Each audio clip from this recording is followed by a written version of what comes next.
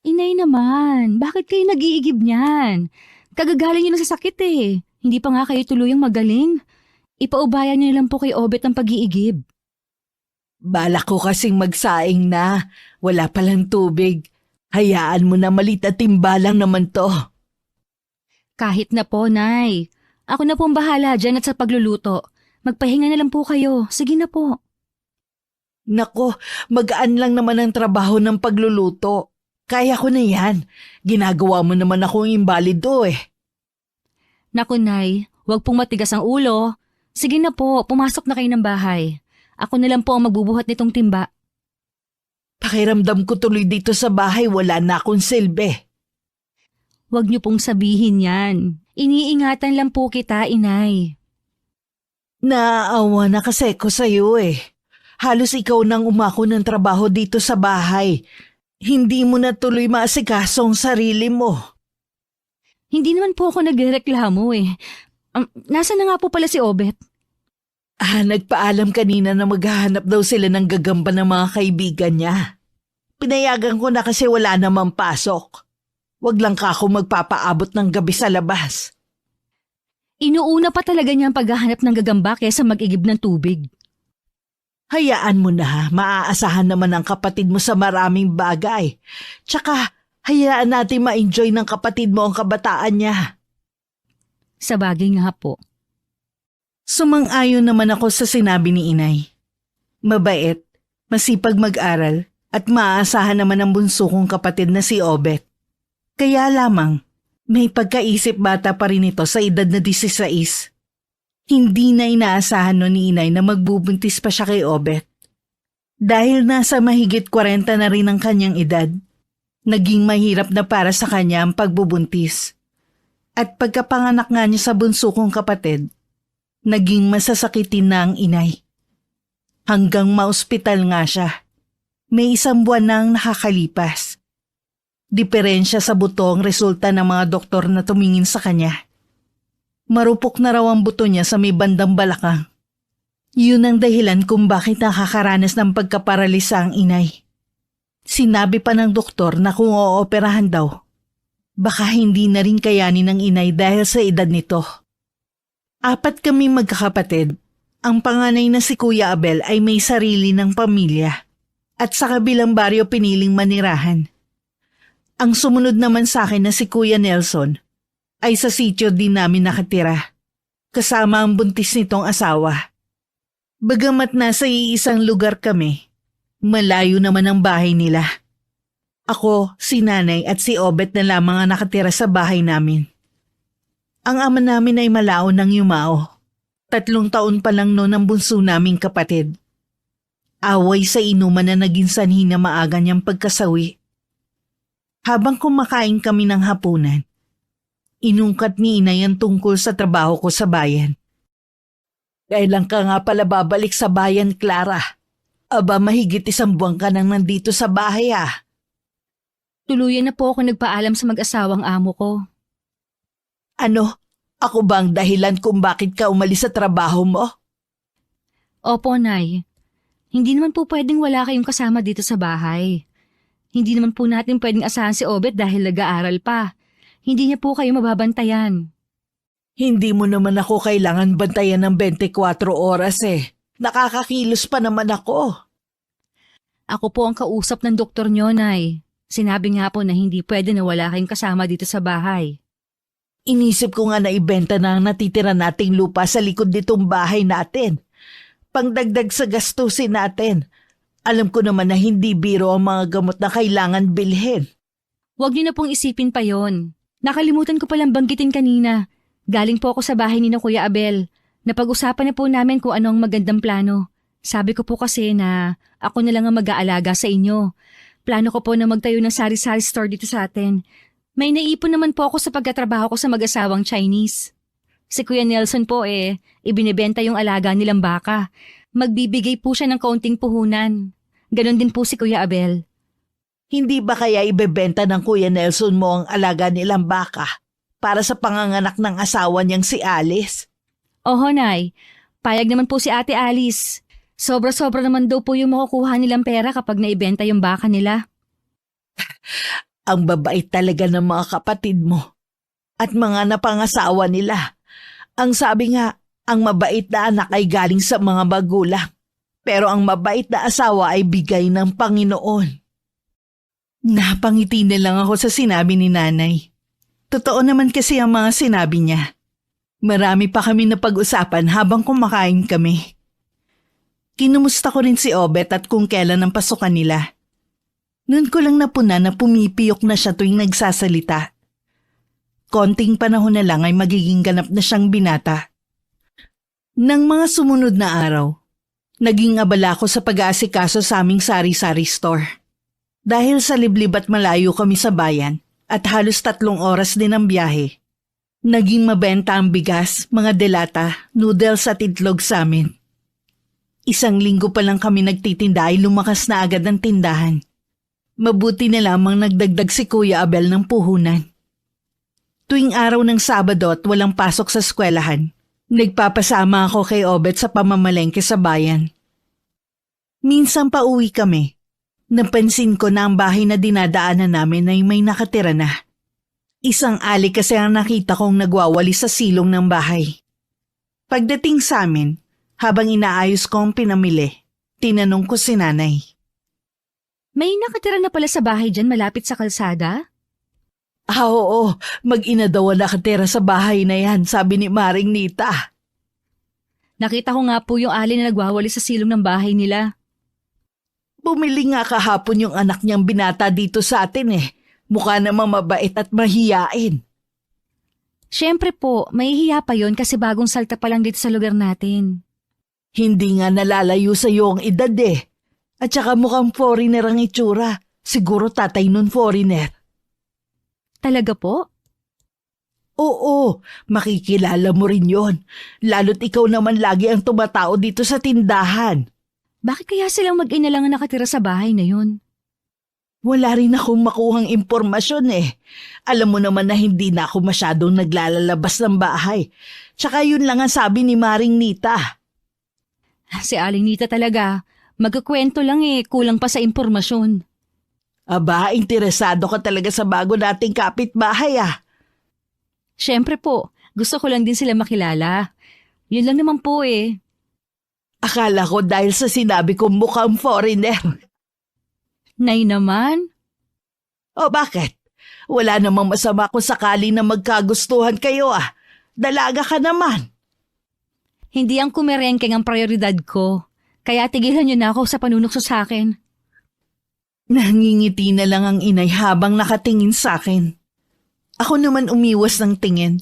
Baka kasi mapatawa ako bigla.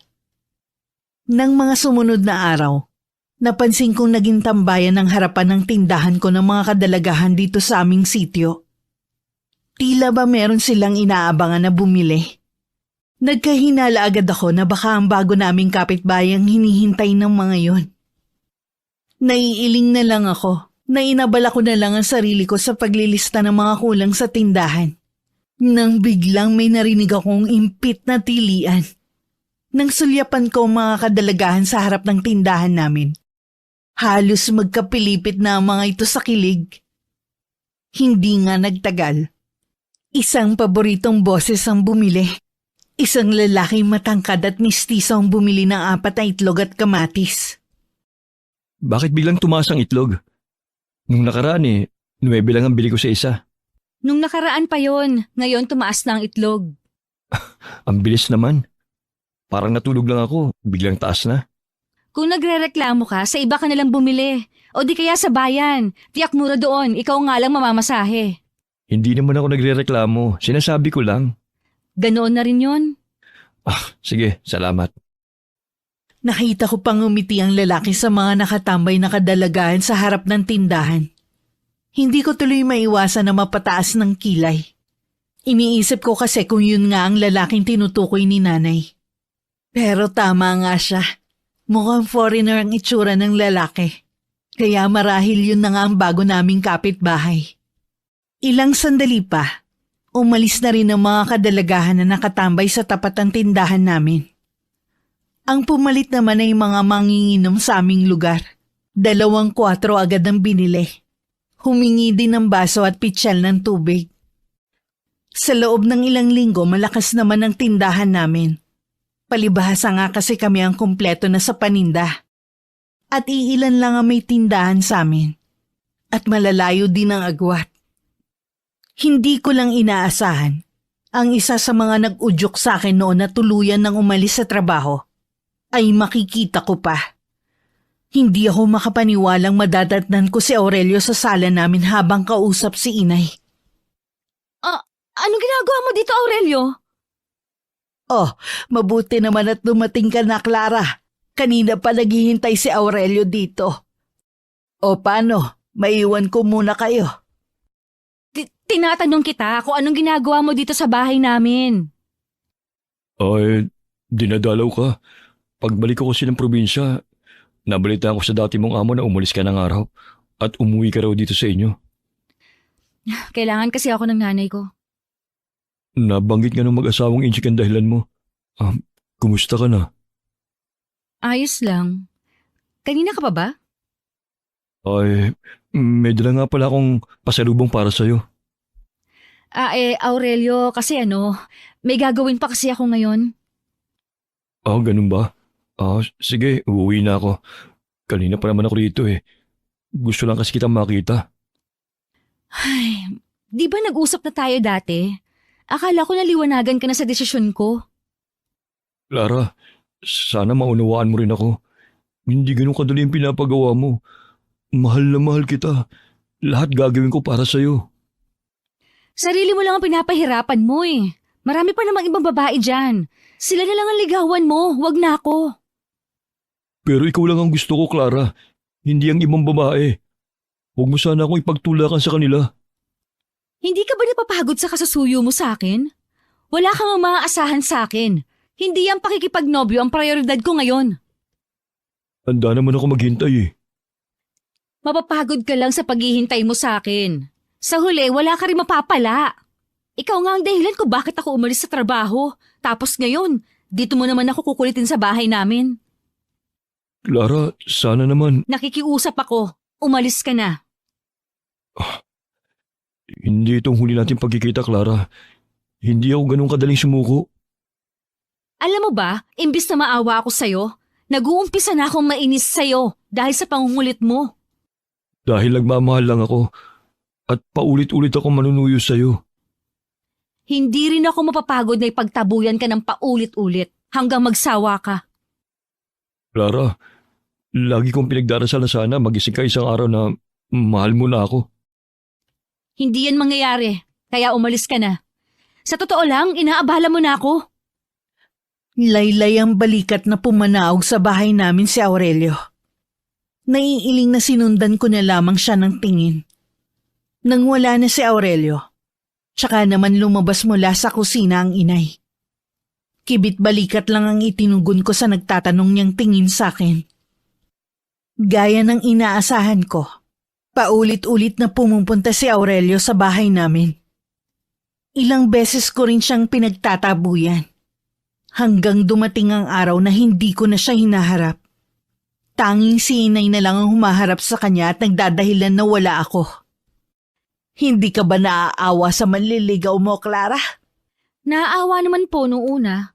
Pero katagalan nakakainis na. Ang kulit kasi. Bakit hindi mo bigyan ng pagkakataon na kilalanin siya? Malay mo, kalaunan magustuhan mo rin siya. Malabo po yon, Nay. Sa loob ng 1 taong panliligaw niya sa akin, wala akong makapangnikatiting na pagkagusto sa kanya. Mukha naman siyang mabait. Ano kaya ang dahilan bakit hindi mo siya magustuhan? Hindi ko rin po alam, Nay. Basta, mabigat po ang loob ko sa kanya, kahit wala naman siyang ginagawang masama. Siguro hindi mo lang talaga siya gusto. May ganun kasi eh. Tsaka po, hindi ko nakikita ang sarili ko sa pag-aasawa. Hindi ko po yun prioridad. Ha? Wala ka bang balak mag-asawa? Meron naman po, pero hindi pa sa ngayon. Aba, 25 ka na nga, Clara. Dapat ka may nobyo ka na ngayon. Makakapaghintay naman po yan. Hindi ko kailangang magmadali. Anong hindi mo kailangan magbadali? Sa edad mong yan, may ikukonsidera na ganyang edad may asawa na. Bakit naman po sina kuya 30 na mga nakapag-asawa? Lalaki naman sila. Ikaw babae. Baka mamaya kapag umabot ka na sa edad na 30, mahirapan ka na mabuntis. Kapag nag-asawa po ako, paano kayo ni Obet? Huwag mo kaming intindihin ng kapatid mo. Ang isipin mo ang sarili mong kaligayahan. Kayo po ang kaligayahan ko. Ang alagaan kayo. Alam ko naman yon. Pero hindi habang buhay nandito ako. Ang kapatid mo balang araw ay magkakaroon din ng sarili niyang pamilya. Paano ka? Huwag niyo po munang isipin yon. Matagal pa po yon. Kung ayaw mo kay Aurelio, dapat maghanap ka pa rin ng magiging nobyo mo. Nay naman, parang desperada na ako niyan ah. Alam mo ba yung bago nating kapitbahay dyan? Binata pa pala talaga. Malay mo magkagustuhan kayo. Malalahian na tayo ng lahing foreigner. Sigurado po ba kayong foreigner ang tatay nun? Baka anak na engkanto kaya ganun ang itsura niya. Di ba's lalong maganda? Makakarating tayo sa mundo ng mga engkanto. Balita ko sobrang ganda daw sa lugar nila eh. Kayo talaga nahay kung ano-anong mga sinasabi. Gusto ko lang namang gumaan ang usapan natin. Lagi kasing nakakunot ang noo mo eh. Para bang pasan mo lagi ang mundo. Ganito lang naman po ako dahil kay Aurelio eh. Sobrang kulit niya kasi. Hayaan mo na.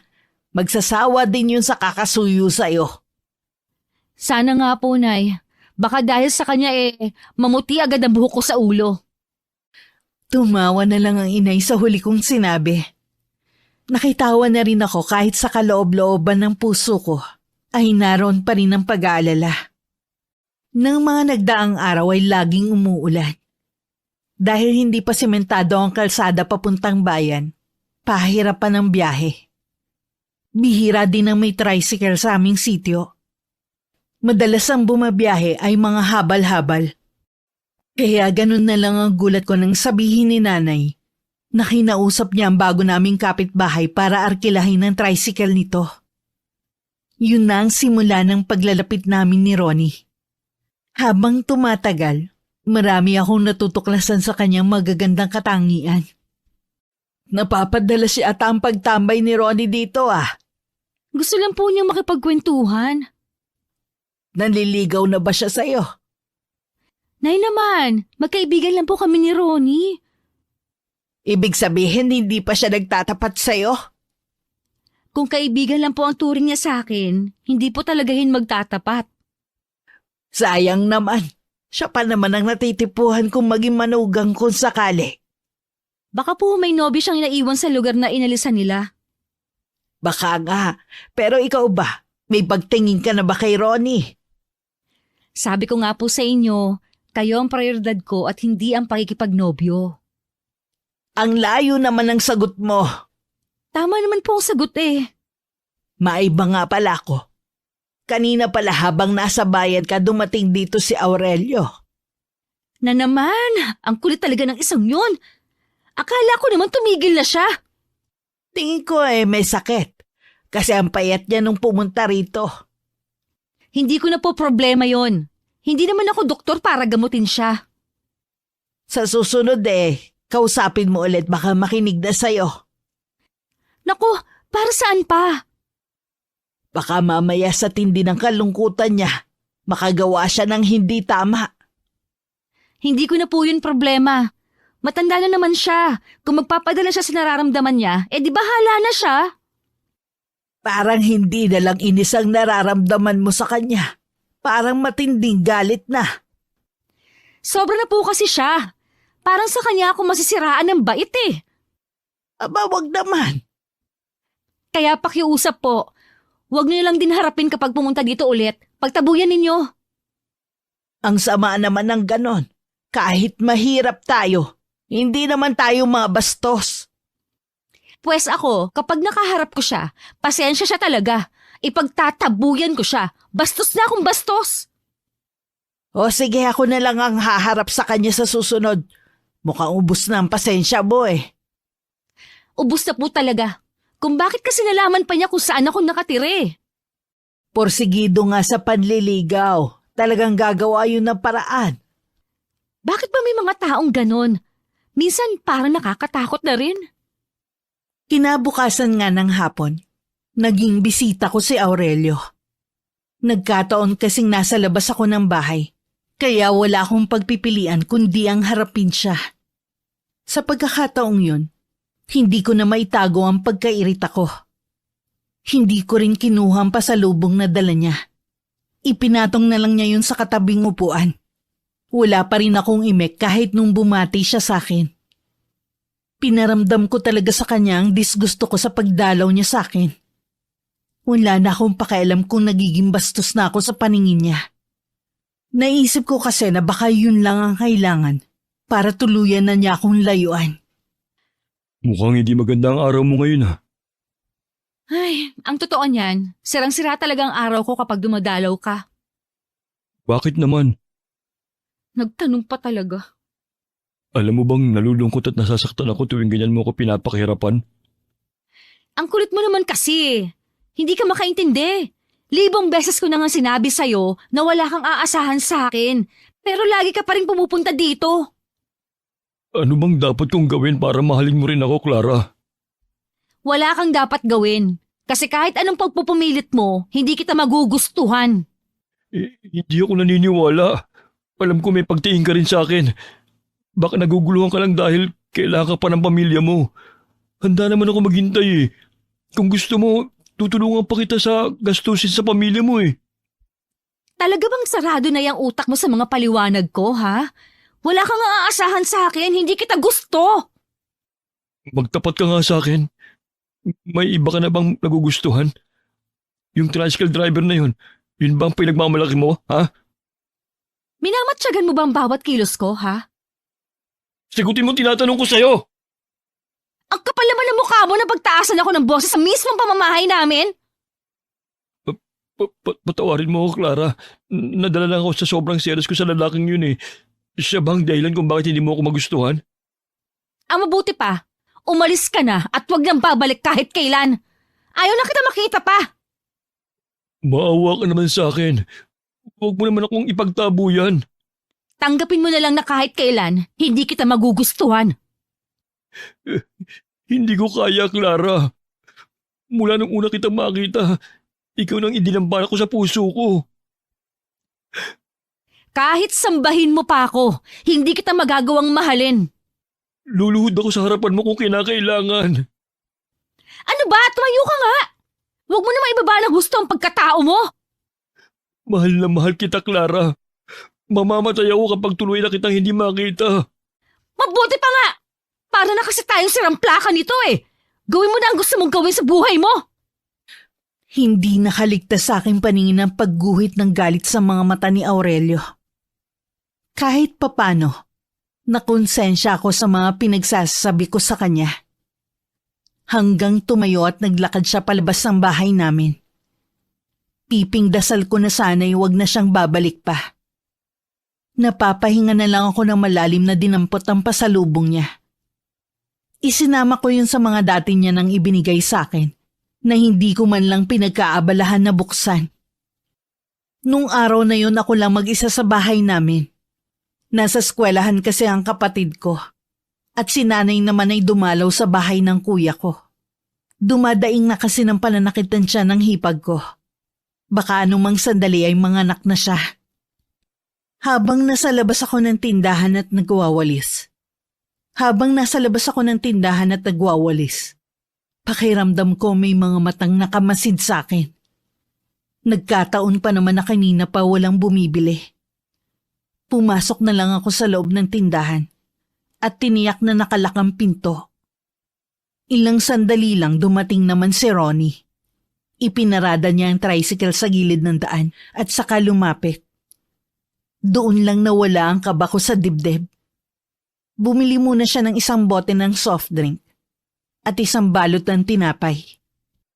Wala yatang tambay ngayon dito ah. Oo nga eh. Kanina pa rin walang bumibili sa tindahan. Ikaw pala ang kauna-unahang bumili ngayong araw. Oras pa kasi ng pamamahinga ng mga tao. Baka maya-maya dadagsa na ang bibili sa'yo. Ay, sana nga. Ilang araw ko na kasi napapansin na matumal ang benta. Ganun talaga ang tindahan eh. Hindi sa lahat ng oras malakas.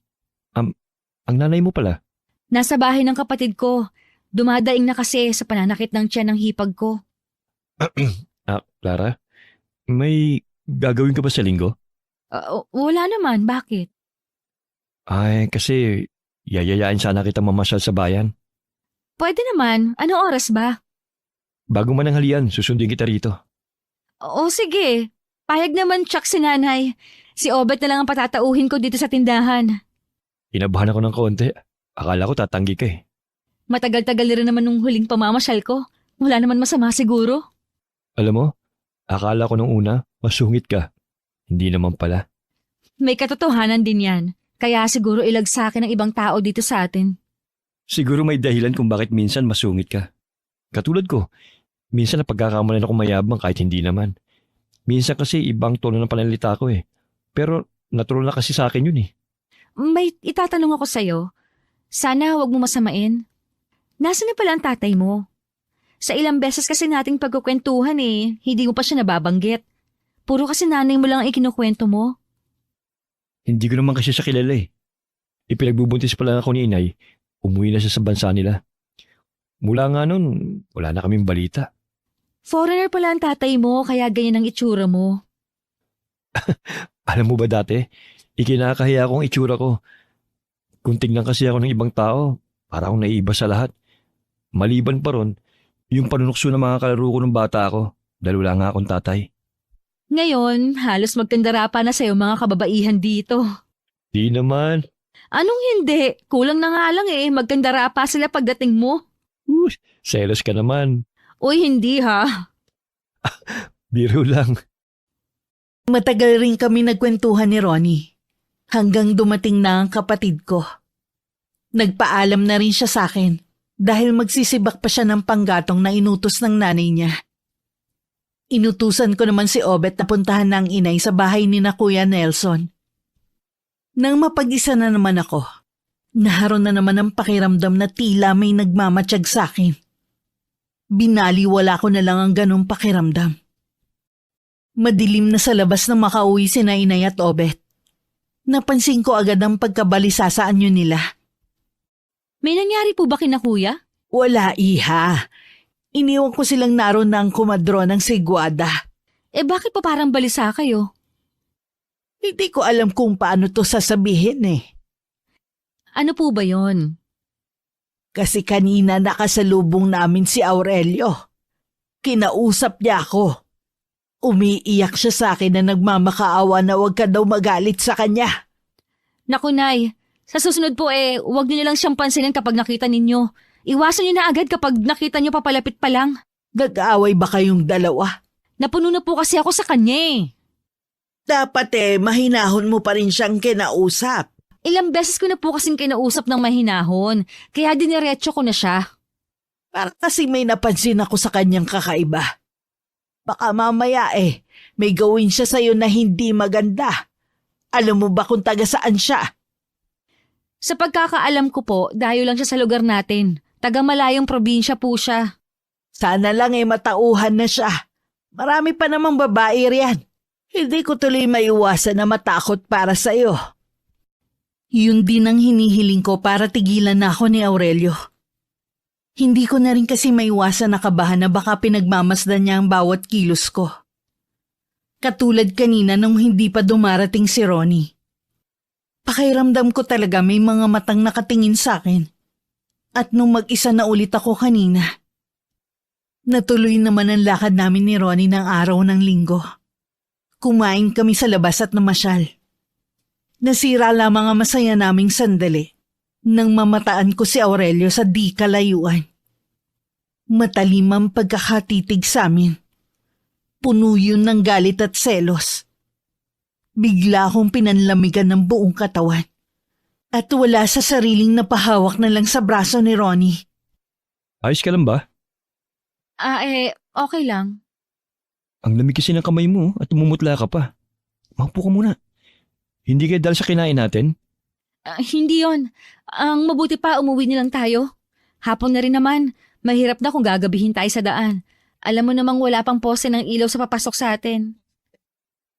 O sige, Dito mo na ako hintayin ha. Kukunin ko lang yung tricycle sa pinagparadahan ko. Bilisan mo lang ha. Oo, basta huwag kang alis dito. Tumango na lang ako nang hindi tumitingin kay Ronnie. Nakatutok kasi ang mga mata ko kung saan ko nakitang nakatayo si Aurelio kanina. Nagpapaling-paling ako ng tingin. Ngunit hindi ko na alam kung saan siya nagpunta. Hindi pa rin mawala ang kaba sa dibdib ko ng mga oras na yon. Lalo't wala nang ganong tao sa paligid at hindi pa rin bumabalik si Ronnie. Sa biglang pagharap ko kung saan nagtungo si Ronnie, balak ko na sana siyang puntahan. Nang bigla akong bumangga sa isang katawan. Pagtingala ko, mukha ni Aurelio ang bumungad sa akin. Bigla akong napaatras pero mabilis niyang nahawakan ng kamay ko. Nagpupumiglas ako habang sumisigaw. Pero pagtingin ko sa paligid, ni isang tao wala akong makita. Bitiwan mo ako! Ano ba, Ronnie? Tulungan mo ako! Kahit pa ulit-ulit mo siyang tawagin, hindi siya darating para tulungan ka. Hayop ka! Anong ginawa mo kay Ronnie? Wala na siya. Kaya sumama ka na sa akin. Ilalayo kita rito. Magsasama tayo habang buhay. Nasisiraan ka na ba ng bait? Hindi ako sasama sa'yo! Sa ayaw at sa gusto mo, sasama ka sa akin. Bitiwan mo sabi ang kamay ko! Huwag mo akong hilahin sabi! Tumahimik ka kung ayaw mong maubos ang pasensya ko sa'yo. Masyado kang pakipot. Ang dami ko nang ginawa para magustuhan mo ko. Pero dun sa tisoy ka pa rin sumama. Ilang beses ko ba kasing sasabihin sa'yo na tigilan mo na ako? Kahit kailan, hindi kita magugustuhan! Lalo na ngayon! Di na mahalaga kung magustuhan mo ko o hindi. Wala na akong pakialam. Para mo nang awa! Hayaan mo na akong umuwi! Marunong ka rin pala magmakaawa eh. Pwes, gaya mo. Hindi rin ako maaawa sa'yo. Hayop ka! Kaya pala hindi kita magustuhan kasi sa itinatago mong ugali! Naging ganito lang naman ako dahil sa'yo eh. Parang awa mo na, Aurelio! Hayaan mo na ako! Dama ko na ang sakit sa braso ko. Hindi rin ako makapaniwalang wala man lang nakarinig sa sigaw ko. Napansin ko ring palayo na kami ng palayo sa lugar na yun.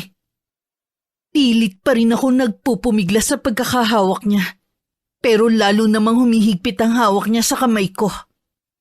Muli ako sumigaw ng malakas. Pero tumatawa lang siya na parang baliw. Parang gusto ko nang mawalan ng pag-asa. Nang mula sa kung saan ay sumulpot si Ronnie. Isang bigwas ang pinakawalan niya kay Aurelio. Na siyang dahilan para mabitiwan niya ang kamay ko. Nang bumalandra siya sa lupa, kinubabawan naman siya ni Ronnie. At sunod-sunod na suntok ang pinakawalan sa kanya. Napatutop na lang ako sa sariling bibig habang pinanunood ang pangbubuno ng dalawa. Agad namang nakabawi si Aurelio. Gumaganti naman siya ngayon ng suntok kay Ronnie. Pero sa tagisan nila ng lakas, si Ronnie pa rin na nagwagi. Paika-ikang lumayo si Aurelio. Akmang hahabulin siya ni Ronnie nang pinigilan ko na siya. Pabayaan mo na siya. Pasensya ka na kung natagalan ako ha. May bigla kasi pumalo sa ulo ko kanina eh. Kaya sandali ako nawala ng ulirat. Chuck, siya rin ang may gawa noon sa'yo. Ayos ka lang ba talaga? Hindi ka ba niya sinaktan? Hindi naman. Natakot lang talaga ako. Ngayon ko lang naalala. Siya rin yung lalaki nakikita ko nakatayo sa malayo at nakatingin sa bahay niyo. Madalas ko kasi siyang madaanan na nasa kabilang daan. Akala ko taga-sityo lang siya. Kaya hindi ko na binigyan ng pansin.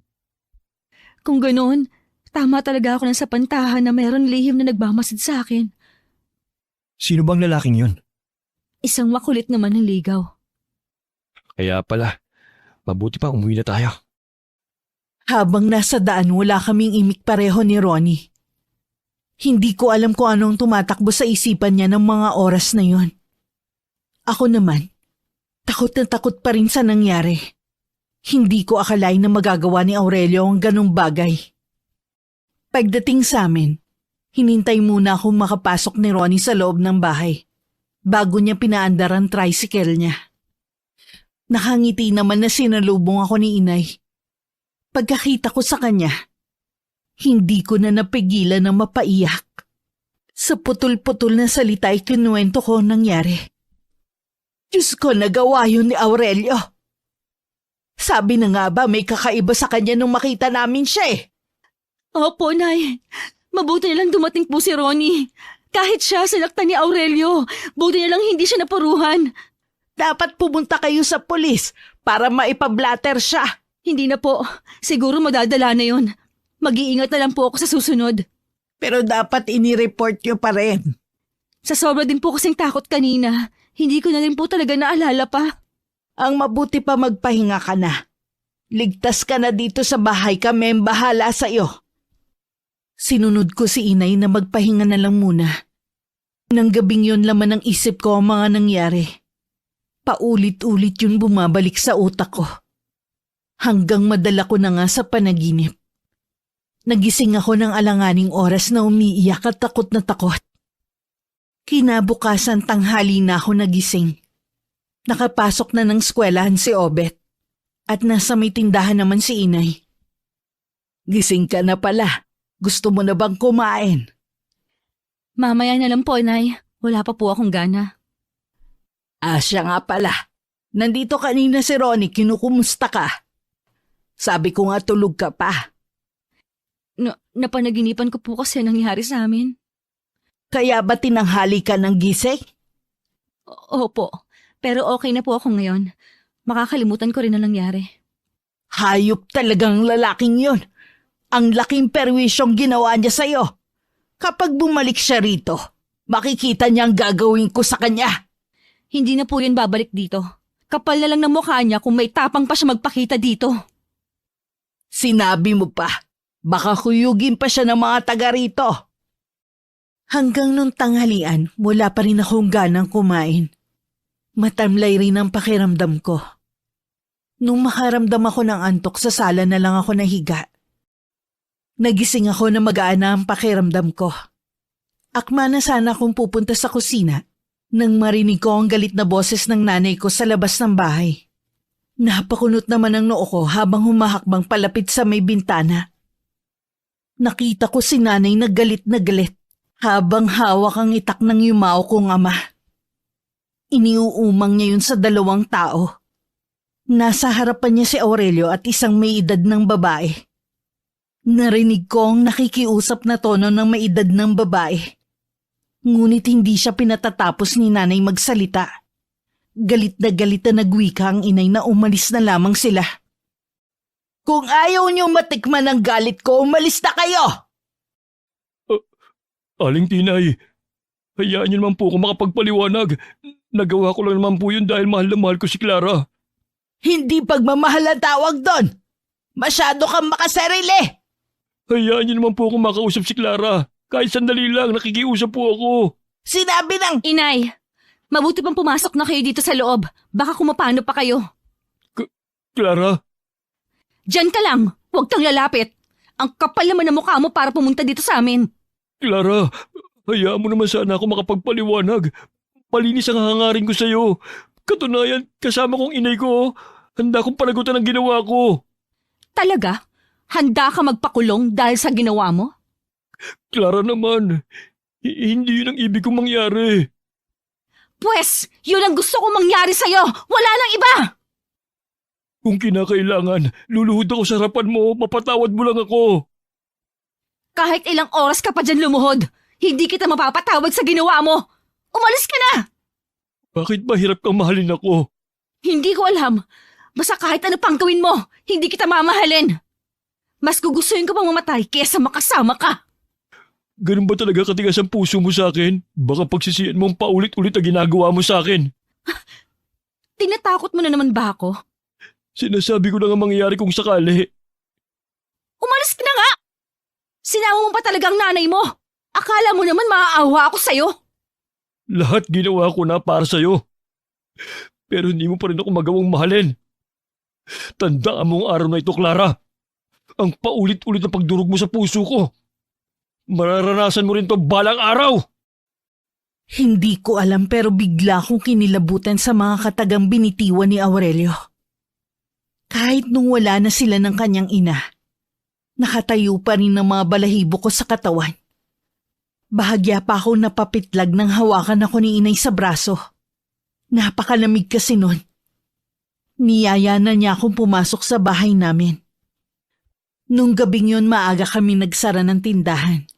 Siguro pareho kami ng nararamdaman ni inay. Sa hapunan naman, halos hindi ko malunok ang kinakain ko. Matindi pa rin kasi ang kaba sa dibdib ko.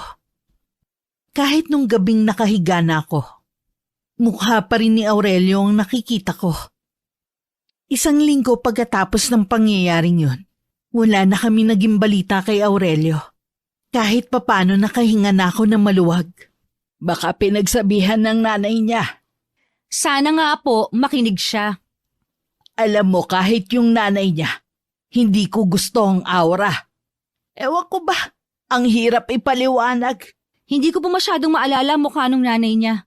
Sa kanya lang kasi ako nakatuon ng atensyon nun eh. Grabe din makatingin nung nanay sa'yo. Parang lalamunin ka ng buo. Lalo na nang pinagsasabihan mo si Aurelio. Huwag na nga po natin silang pag-usapan. Ang importante po hindi na sila manggugulo sa atin. O sige, siya nga pala nak. Dadalawin ko lang ang kuya at hipag mo ha. Mamayang hapon din uuwi rin ako. Sige po, Nay. Pero wag po kayong gagawa doon. Tsaka po yung gamot ninyo, dalhin nyo. Parang ikaw lang din ang kuya mo. Ayaw akong pakilusin kapag nandun ako. Tama lang naman po yun. Mahirap na, baka ma-ospital ulit kayo. Kahit maagang kinuhang tatay nyo, napakaswerte ko naman sa inyong mga anak ko. Nung umalis si nanay, naiwan naman ako mag-isa sa bahay. Wala rin ganong bumibili sa tindahan. Kaya inabala ko na lang ang sarili ko sa paglilinis ng bahay. Noon lang din kasi ko nagkaroon ng oras. Habang nagpupunas ako ng eskaparate, napansin ko ang mga regalo at pasalubong sa akin ni Aurelio na hindi man lang nagalaw. Inilagay ko na lang lahat yun sa sako. Kapag may pagkakataon, ako mismo ang susunog nun. Nung hapon dumating naman si Ronnie galing sa pamamasada. Hindi na ba ulit nagpunta rito yung manliligaw mo? Nabanggit kasi sa akin ni Obet na pinuntahan ka raw dito. Hindi na. Baka natauhan na rin. Pasensya ka na nga pala ha, kung hindi kita masyadong napupuntahan dito. Sinasamantala ko lang na malakas ang biyahe ko ngayon. Hinuhulugan ko pa kasi itong tricycle ko eh. Ayos lang, naiintindihan ko naman. Wala yata yung mga customer mo na manginginom. Di ba ganitong oras nandito na sila? Ay, sa totoo lang, kahit sila, hindi na rin bumibili rito sa tindahan namin. Mas lalong tumumal ang benta namin. Hindi ko alam bakit. Ganun naman talaga ang mga tindahan eh. Huwag ka mawala ng pag-asa. Mali mo sa mga susunod na araw lumakas na ulit. Sana nga. Dito ko kasi kinukuha ang pambili ko ng gamot ni inay. Tsaka yung gatas para sa buto niya. Medyo may kamahalan din kasi. Kung may maitutulong ako, huwag kang mahihiya magsabi ha. Naku, gusto ko lang maglabas ng saloobin. Wala akong ibig sabihin. Natural lang sa magkaibigan na nagdadamayan. Huwag kang mag-alala. Wala akong iniisip na anumang masama sa sinabi mo. Meron pa naman ako mga kapatid. Kapag nagipit ako pwede akong lumapit sa kanila. Wala na naman yata yung nanay mo. Nandun sa bahay ng kapatid ko. Pauwi na rin yon. Sabi ko kasi huwag magpapagabi Clara, alam ko na hindi naging magandang unang paglabas natin. Pero sana hindi ka madala. Yayayain sana ulit kita sa araw ng linggo, kung okay lang sa'yo. Oo naman. Tsaka kalimutan mo na nangyari ng araw na yon. Pilit ko na rin kasing kinakalimutan. Oo, hindi ko na rin babanggitin ulit. Naulit pa ng ilang beses ang paglabas-labas namin ni Ronnie. Hanggang regular na ang pamamasyal namin. Dumating na rin ang araw na nagtapat na siya sa akin. Yun ang pinakamasayang sandali sa buhay ko. Agad ko na rin siyang sinagot ng araw na yun. Naging magaan ang buhay ko dahil lagi akong masaya. Hindi ko na rin masyadong iniinda ang mahinang benta ng tindahan namin. Akala ko, wala nang puputol sa kaligayahan na nararamdaman ko. Hanggang isang araw, pagising ko nung umagang yun, may napulot akong manika. Hindi ko alam kung sadya ba yung iniwan sa tapat ng pinto namin. Maganda ang manika kaya naman itinabi ko yon. Dahil malimit na ako lang ang naiiwan sa bahay. Madalas kasi nasa bahay ng kapatid ko si nanay. Si Obet naman maghapon sa eskwelahan. May mga pagkakataon na basta na lang ako nakakaramdam ng pangingilabot. Sa gabi naman, wala naman akong iniisip na problema. Pero malimit balisa ako at hindi makatulog. Madalas tuloy mainit ang ulo ko pagising. Bakit ba ang sungit mo sa kapatid mo? Parang nagtatanong lang eh. Paano kasi? Puro lang siya pagkakagastusan. Malay ko kung para talaga sa project niya yung hinihingi niyang pera. Kaya nga nagtatanong muna siya kung may extra ka diyang pera. At isa pa talaga namang sa project niya yung gagamitin. Huwag na siya mag-project, wala akong pera dito. Teka nga lang, Clara. Bakit ba napapansin ko eh? Laging mainit ang ulo mo nitong nakaraang araw. Nag-away ba kayo ni Ronnie? Hindi ho. May problema ka ba na hindi sinasabi sa akin? Wala po akong problema. Sigurado ka ba? Oo nga, bakit ba ang kulit ninyo? Clara, bakit ganyan kang sumagot? Baka nakakalimutan mo nanay mo ko. Ay, ano ngayon? Kesyo ba, nanay ko kayo? Wala na akong karapatang sumagot? Huwag niyo rin po sanang kalilimutan kung sino nagpapakahirap sa buhay na to. Abat! Sa inis ko, tinalikuran ko si nanay. Nagkulong na lang ako maghapon sa kwarto. Hinayaan ko na lang na sila ng kapatid ko ang magbantay ng tindahan. Pakiramdam ko kasi ng mga sandaling yun. Pagod na pagod ako kahit wala pa akong ginagawang trabaho sa araw na yon. Pinilit ko na lang matulog. Baka makabawi ako sa mga puyat ko nung nagdaang gabi. Pero dinalaw lang ako ng masamang panaginip. Paggising ko, hindi ko na rin maalala ang laman ng panaginip ko. Pero natitiyak kong masama yun. Dahil butil-butil ang pawis ko at hinihingal pa ako ng magising. Lumabas ako ng kwarto at dumiretso sa kusina. Kumuha ako ng tubig. Pakiramdam ko uhaw na uhaw ako. Kulang ang isang pitsyal ng tubig na nainom ko kaya kumuha pa ulit ako. Naiiyak na ako ng mga oras na yun dahil hindi mapawi-pawi ang nararamdaman kong uhaw. Sa ganun ako napasukan ni nanay. Ayos ka lang ba, Clara? Oo, nauuhaw lang po ako. Ginigising kita kanina para kumain sana. Pero ang himbing ng tulog mo. Ilang gabi na po kasi akong hindi makatulog kaya bumawi lang ako. May bumabagabag ba sa'yo kaya hindi ka makatulog? Wala po, basta hindi lang ako dalawin ng antok sa gabi. Mamaya igagawa kita ng tsaang gubat. Mainam yon para sa hindi makatulog sa gabi. Marahan lang akong tumango kay inay at saka na ako bumalik sa kwarto ko. Hindi ko na nakita pa ang nagtatakang tingin sa akin ni inay. Pagdating sa kwarto ko, nahiga na lang ako. Pero bigla rin ako napabangon. May naaninag kasi akong itim na usok sa kisame. Makailang beses kong kinusot ang mga mata ko. Pero naroon pa rin ang itim na usok. Sa takot ko napatakbo ko palabas. Nakasalubong ko pa ang nagtatakang si inay. Oh, bakit humahangos ka palabas ng kwarto mo? Wala po, inay. Ano ba nangyayari sa'yo, anak? Bakit kakaiba ang kinikilos mo nitong mga nakaraang araw? Hindi ko rin po alam eh. Abuti pa ipapatawas kita. Baka mamaya pinaglalaroan ka na ng hindi nating kauri. Huwag na po, nay. Ayos lang naman po ako eh. Hindi yun ang nakikita ko sa'yo. Kaya sa ayaw at sa gusto mo, dadalhin kita sa magtatawas na si Fe.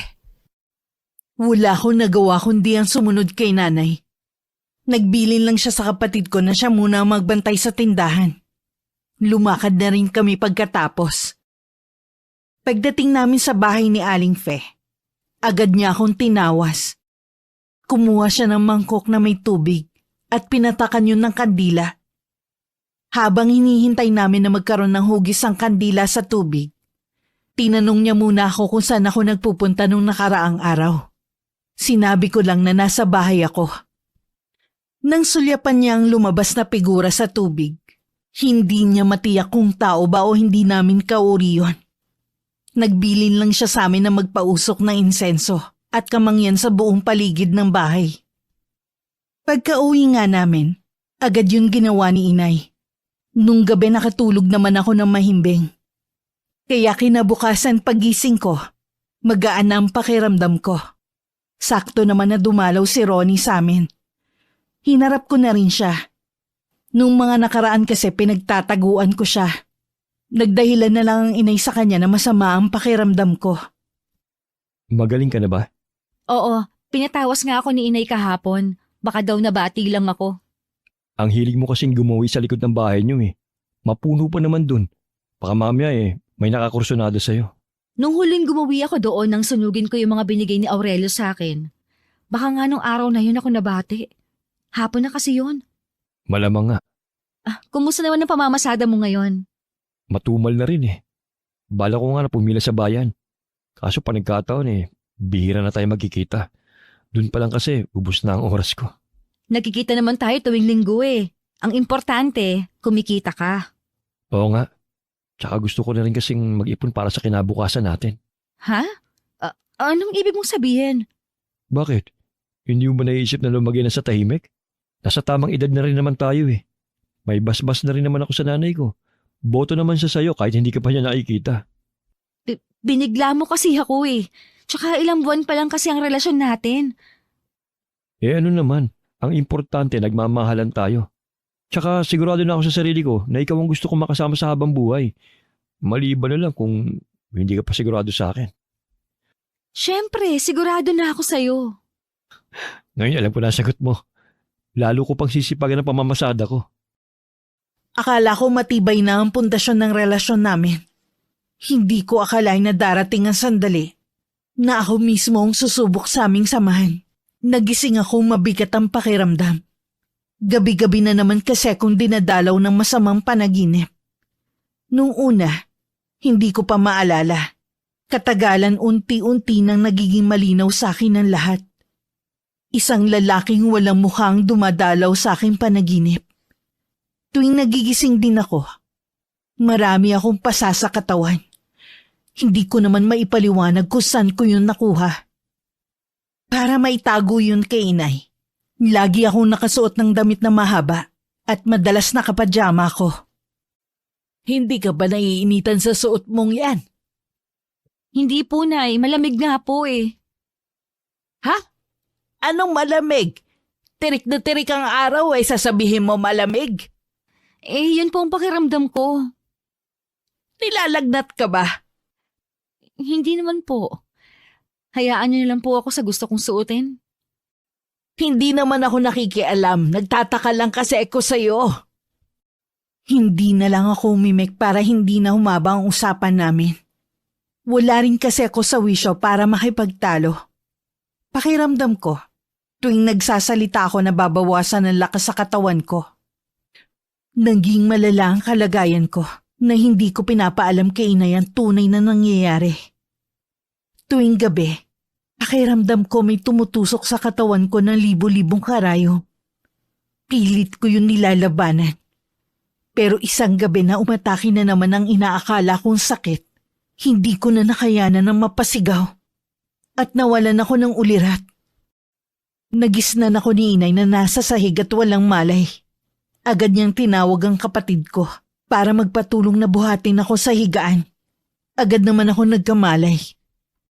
Kumusta na ang pakiramdam mo, anak? Hindi ko maintindihan.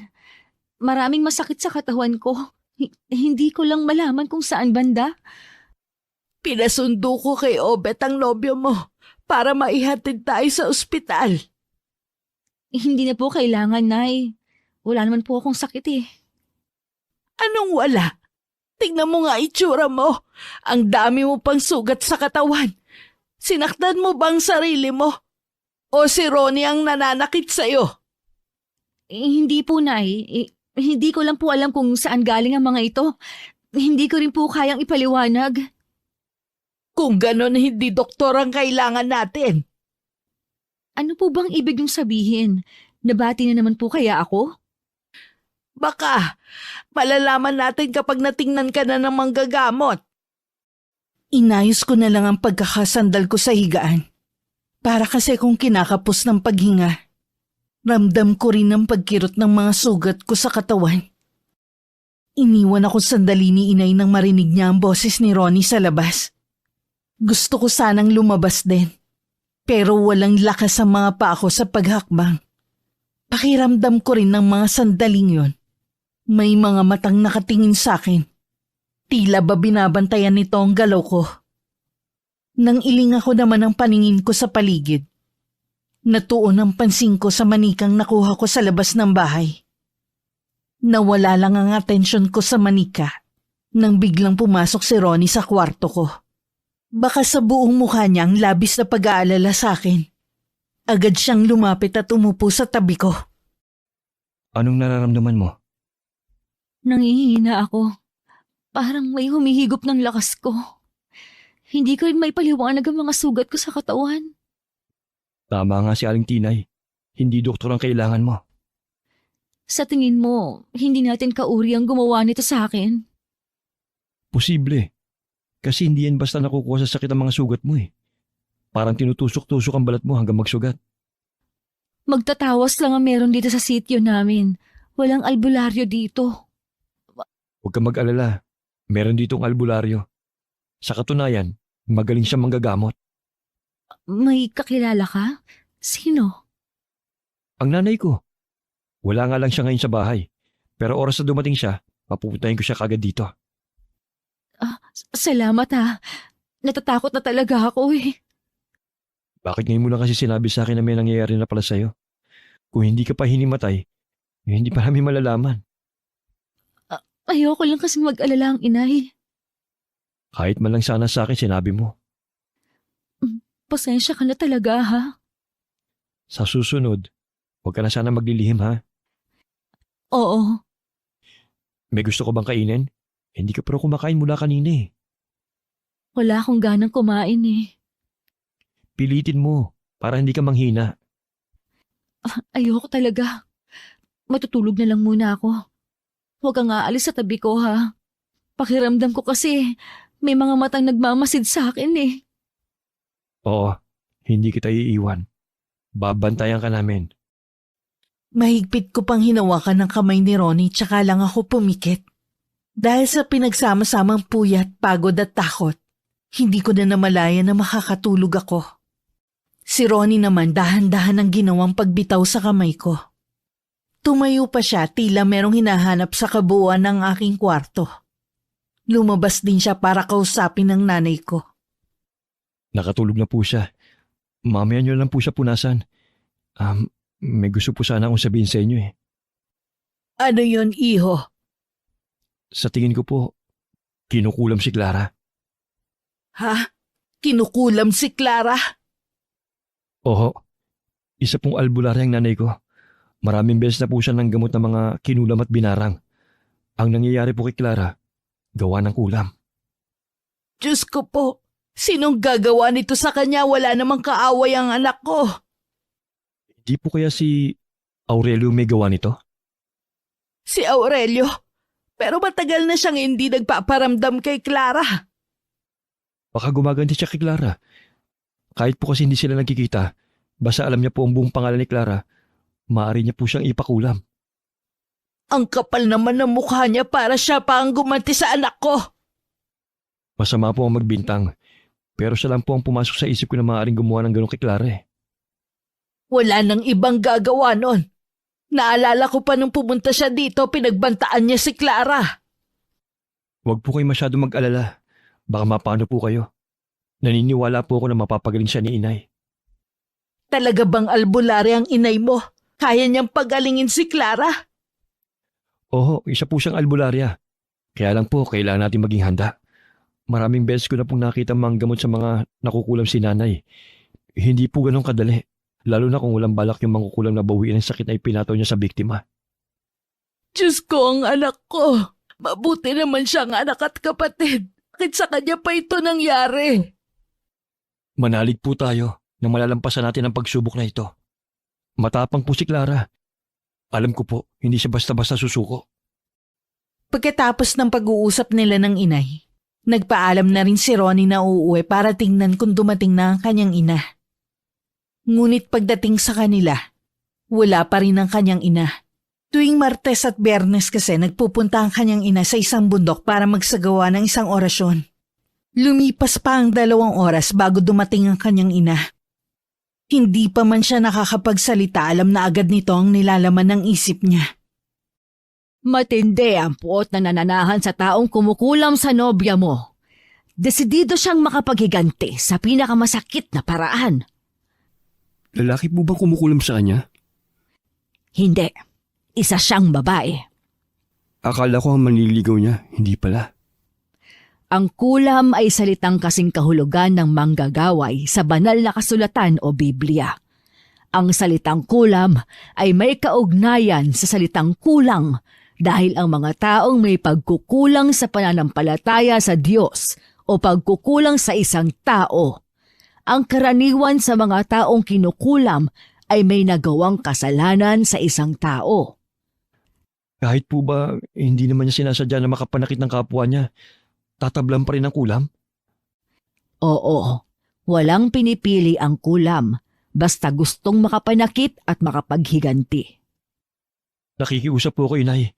Gamutin niyo po si Clara. Mahal na mahal ko po siya. Ay, gagawin ko ang lahat ng makakaya ko para labanan ang mangkukulam na yon. Kahit sobrang nag-aalala si Ronnie, gumuhit pa rin sa kanyang labi ang isang ngiti. Kinuha lang ni Aling Juana ang kanyang gamit sa panggagamot at sumama sa kanyang anak papunta sa bahay namin.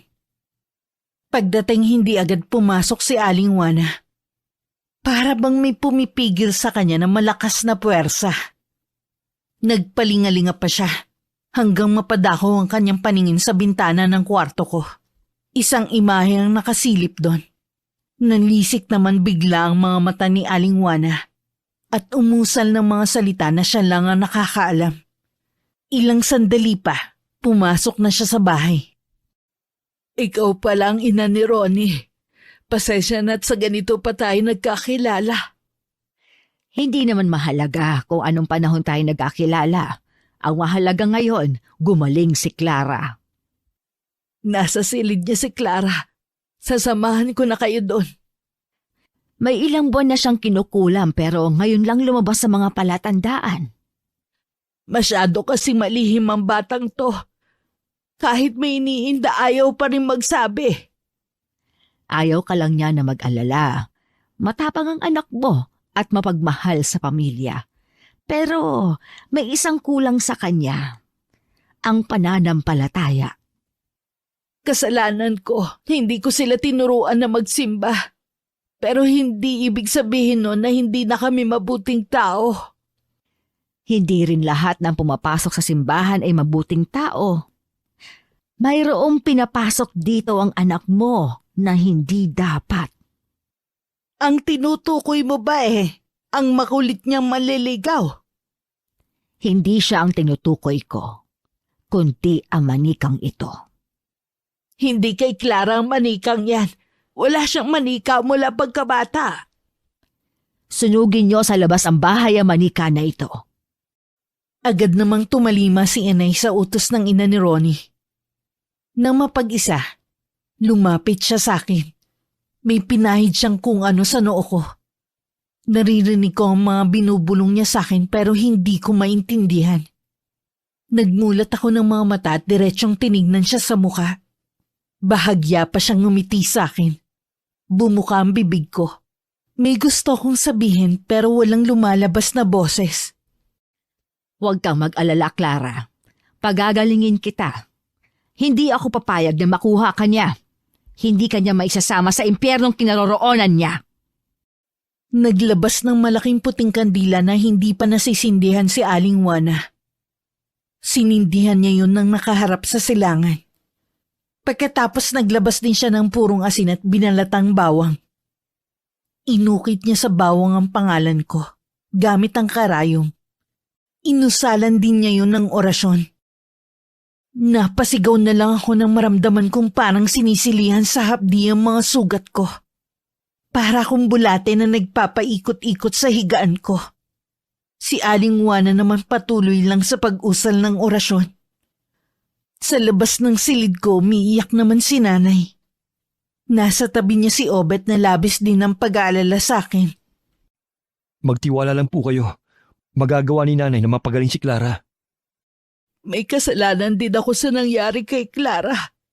Hindi ko siya tinuruan na maging malapit sa Diyos. Lahat ng mga anak ko. May pagkakataon pa naman po eh. Hintayin na lang po natin na gumaling si Clara. Mabuti na lang dumating ka sa buhay ni Clara. Dahil kung hindi, baka kung ano na nangyari sa kanya. Iniisip ko nga po, nasa na kaya si Aurelio ngayon? Sabi po kasi ni nanay, babayang kumukulam sa kanya. Kahit anong pakiusap ni Aling Juana sa taong kumukulam sa akin, matigas itong bawiin ang sakit na binigay sa akin. Makailang beses niya itong kinausap sa pamamagitan ng isip. Pero hinarangan lang nito ng itim na mahika para hindi malaman ang pagkakakilanlan niya. Walang nagawa si Aling Juana kundi magsagawa muli ng orasyon at tatalo sa kulam. Ngunit sadyang malakas ang kalaban. Hindi niya akalaing matatalo siya nito. Isang malakas na sigaw ang kumawala sa kanya. Napasugod naman si Ronnie. Agad niyang dinaluhan ng kanyang ina. Nay, Masyado siyang malakas. Ngayon lang ako nakatagpo ng ganitong itim na mahika. paano po si Clara? Huwag ka mag-alala. May inilagay ako sa kanya para hindi siya tuluyang makuha ng taong nasa likod ng pangungulam sa kanya. Nay, magpahinga muna kayo. Huwag niyong hahayaan na mamatay ang puting kandila. Ano na mangyayari kay Clara? Mag-alala, Tinay. Hindi pa tapos ang laban. Magtutuos pa kami ng mangkukulam na yon. Salamat hindi mo sinusukuan ang anak ko. Kahit ayaw ng inay na magpahinga dahil sa pamimilit ni Obet at Ronnie, pumasok na rin siya sa kwarto para matulog sandali. Naiwan naman si Ronnie sa kwarto ko at binabantayan ako. Naramdaman kong nasa tabi ko siya, pero wala akong lakas para magsalita. Si Aling Juana naman ay lumabas ng bahay namin. Naghanap siya ng lugar na tahimik para makausap ang kumukulam sa akin. Mariin siyang pumikit at patuloy sa pagbigkas ng mga salitang Latin. Tumagal din ng ilang minuto ang pakikipagtalas-tasan niya sa taong kumukulam sa akin. Nang magmulat siya ng mga mata, napasapo na lang siya sa sariling dibdib at habang habol-habol ang paghinga. Ilang sandali pa bumalik na siya sa bahay namin. Alam ko na kung sinong nasa likod ng pangungulam kay Clara. Sino po, Nay? Ang nanay ng manliligaw niya. Wala siyang balak na makipagkasundo. Matindi ang galit niya kay Clara. Handa niyang ibuwis ang buhay niya, makaganti lang siya. Ang anak niya may malaking atraso kay Clara. Bakit kailangan silang gumanti? Hindi mo nauunawaan, iho. Labis ang kanyang pagdadalamhati. Wala na ang anak niya. Hindi malinaw sa akin kung anong ikinamatay niya. Patay ni si Aurelio? Isa lang ang malinaw. Si Clara ang sinisisi niya sa pagkamatay ng anak niya. Naguguluhan ako. Pagkatapos ng lahat ng ito, alamin mo ang katotohanan.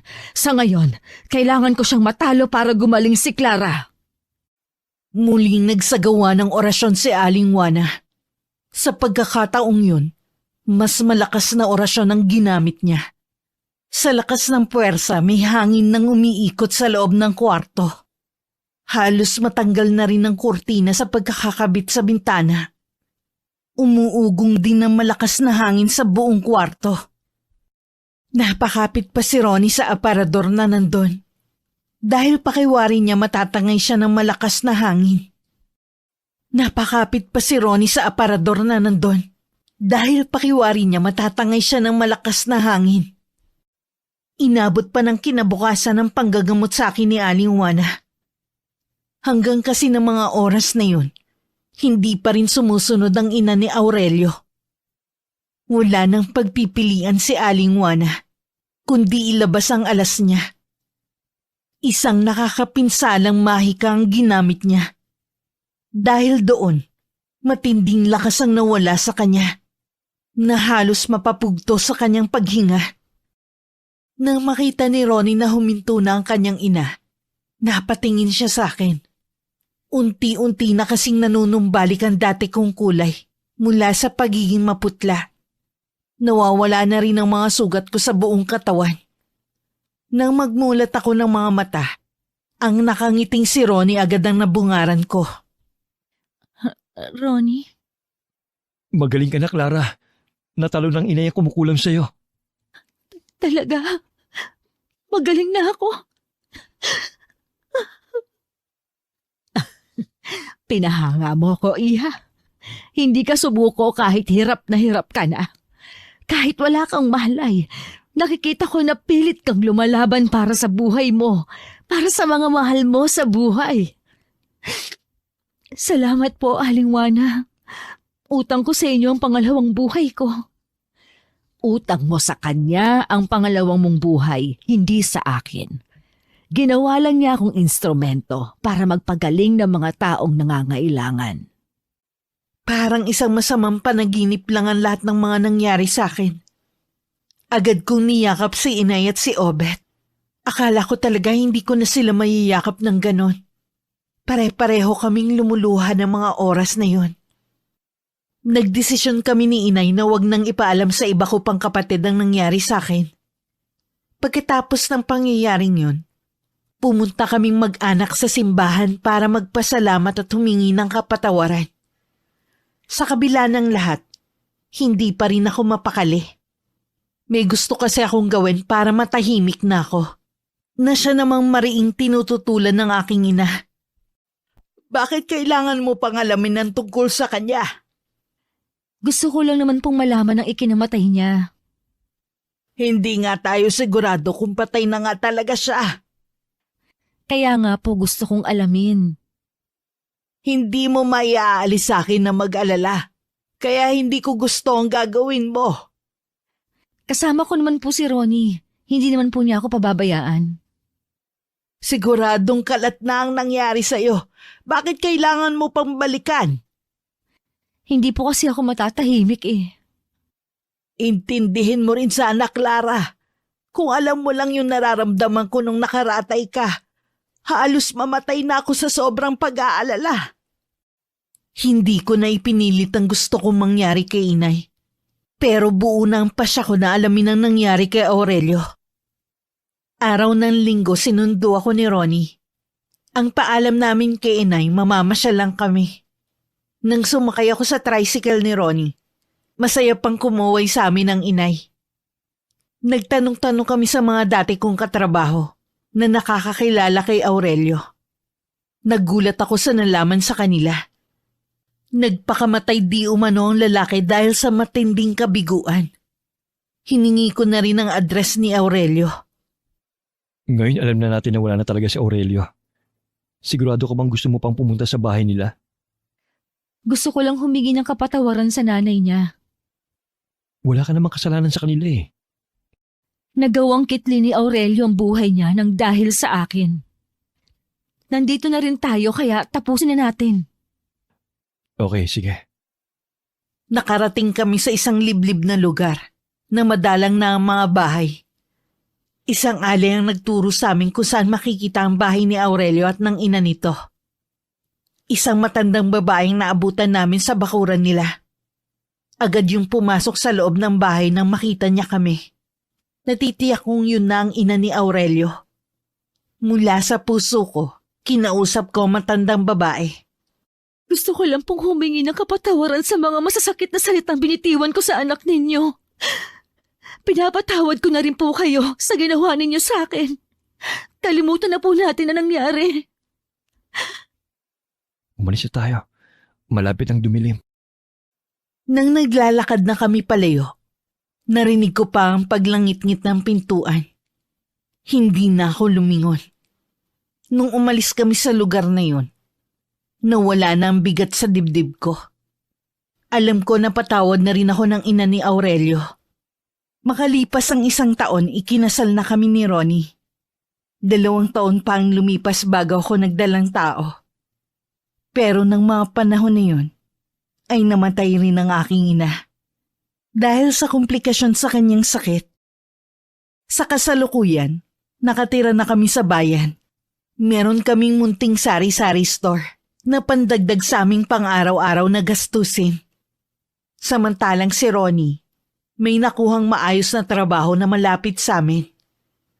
Sa bawat araw na lumilipas, hindi namin nakakalimutan na magpasalamat sa Panginoon sa mga biyayang natatanggap namin sa araw-araw. Wakas. Inay naman, bakit kayo nag-iigib niyan?